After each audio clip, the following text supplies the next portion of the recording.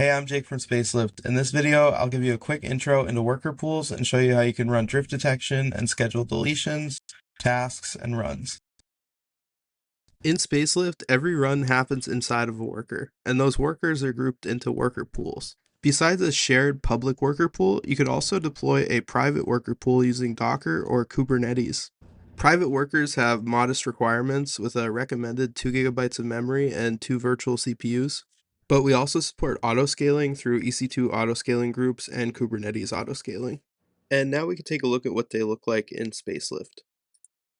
If you go to the worker pool tab, you can see that there's public worker pool that everyone has, and I'm using that with 13 different stacks. My private worker pool, you can see it has some tags for Kubernetes, and it's only used by 2 different stacks right now. And I could just trigger a run on the Spaces demo to see the UI change for the status. We can see here, this just flashed to busy. Since Spacelift is based on concurrency, that means I could run 3 jobs simultaneously with 3 workers. Another feature of private worker pools is the ability to use scheduling. This means you could do drift detection, stack deletion, tasks, or runs.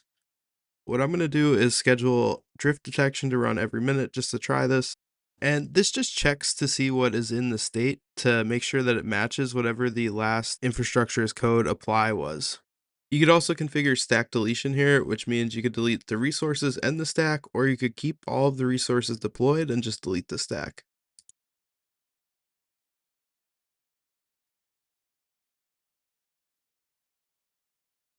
Before this runs, I'll just come in here and introduce drift by changing the name of one of these spaces. We'll change this to dev plus, save it, and then this should be picked up when drift detection runs.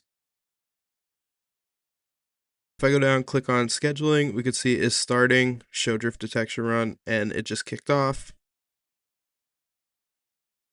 If we click right here, you can see this change count 1. So that's the change that we're looking for. That's because I came in here, I clicked that, I changed it out of scope of the infrastructure as code. See dev plus to dev, apply, confirm. Another thing that you could do is schedule a task to run. Database backups, all kinds of things, whatever kind of Linux command you want. I'm just going to do ls-la to show you an example here. Change it to 1 minute in the future.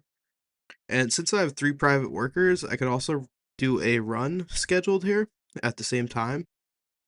I'll just go ahead and create a run and a specific time, 2:25, so that's going to run right at the same moment as the other one.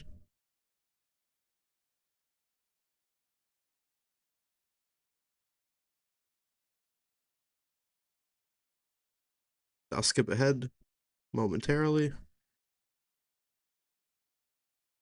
They're at finished.